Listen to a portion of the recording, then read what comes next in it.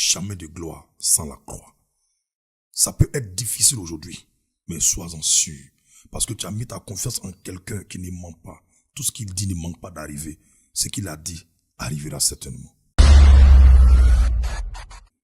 Et donc, ce que je peux dire, c'est que la vie chrétienne, c'est pas pour les enfants. Soit pour les garçons, c'est pour les hommes. C'est pour les hommes. Voilà. Ouais. Moi, je suis bouleversé de tout ce que tu dis. Et c'est peut-être la raison pour laquelle quelque chose m'a mis à cœur de faire ce podcast. Moi, depuis tu parles, je t'écoute et il y a une question qui m'est venue à l'esprit, mais j'étais obligé de te laisser finir.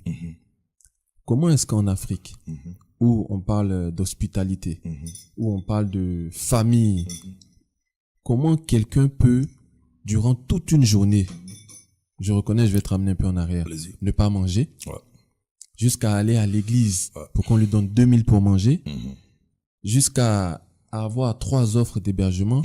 Ma question est la suivante. Où était la famille? D'abord, c'est pertinent. Comme je disais tantôt, c'est une question pertinente. Ouais, c'est une question pertinente. Où est la famille? La famille est là. Tu sais, le père, la mère, les frères, les sœurs, les cousins. Tu sais, là, je t'ai dit à chrétien, quand tu décides de marcher avec le Seigneur va te faire passer dans son école. Le Seigneur a une école qu'on appelle les épreuves. Et tu ne peux pas suivre le Seigneur sans passer par les épreuves et avoir une expérience personnelle. Aujourd'hui, je parle aisément. Ça bâtit des vies, ça fortifie des vies. Mais il a fallu que je passe par là. J'avais la famille qui était à Bobo. Mais j'ai décidé de marcher avec le Seigneur. Donc du coup, je me suis séparé de beaucoup de choses. Donc c'est dans cela que le Seigneur commence à m'éprouver. Et ce que je vais dire suite à votre question, c'est que je voudrais dire à quelqu'un que il n'y a jamais de gloire sans histoire.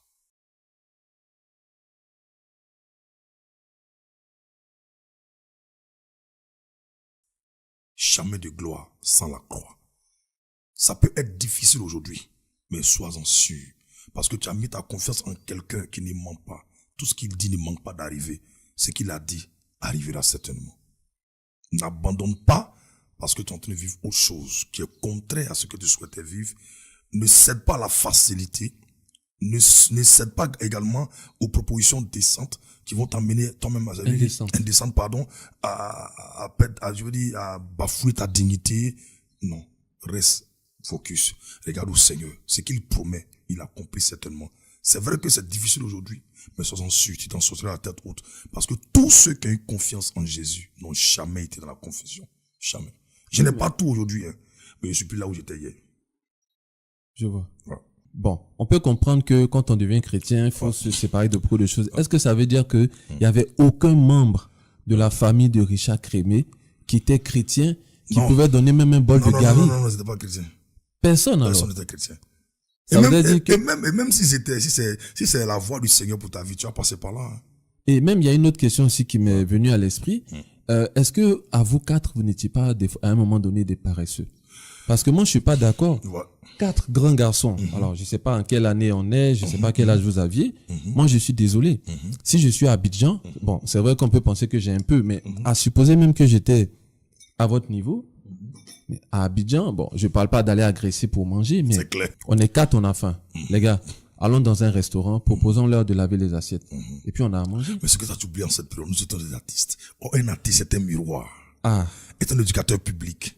Et il y a c'est quand tu n'es pas encore assis. Et puis vous avez déjà connu le succès avec Rentrée au village. Tu vois ce que je veux dire? D'accord. Donc du coup, il y a le... Mais ça c'est une ruse du diable aussi que le gars utilise pour détruire beaucoup de destinées. Non, je suis trop célèbre pour faire telle activité. Non, je reviens. Il a fallu, aujourd'hui, Dieu m'a fait la grâce, je suis affermi, on va dire, je comprends beaucoup de choses. Parce que lorsque tu commences à vivre pour les beaux yeux des hommes, tu te mets dans une souffrance, mais qui ne dit pas son nom, en fait. Tu pourrais éviter certaines choses, mais à cause de ce que les gens vont dire, non, mais attends, un athée, c'est un être humain. C'est un être humain. Aujourd'hui, là, moi, je me sens trop à l'aise de servir le Seigneur. Je me permets moi-même de coller mes affiches dans les rues. Je suis à l'aise de faire des choses pour le Seigneur. Donc, je n'ai pas honte. Si j'avais compris ça tôt, comme vous avez dit, je serais allé laver les assiettes et ça m'enlève quoi? Ok. Rien. Parce que moi, j'étais choqué. J'ai dit, attends, 4 grands garçons qui ne mangent pas pendant toute une journée, c'est étonnant. On était là, on attendait à ce qu'on nous invite pour des spectacles. Non, ça c'est nul.